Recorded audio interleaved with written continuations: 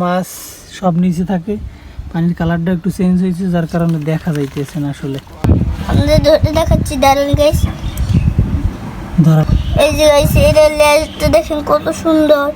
আমি সেজে দিছি না, ওইটা আমি বলে অন্যটা ধরে ফেলছি।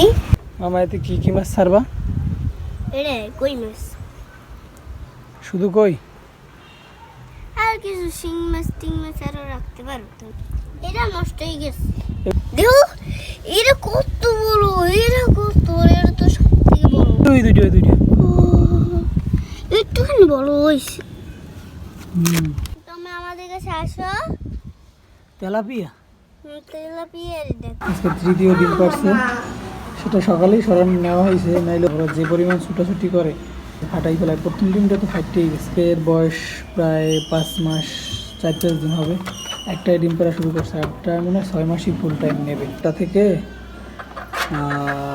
দুটো মুরগি আর বাকিগুলো সব মোরগ হয়েছিল, এই জন্য মোরগগুলো আস্তে আস্তে খাওয়া শেষ করে ফেলছে।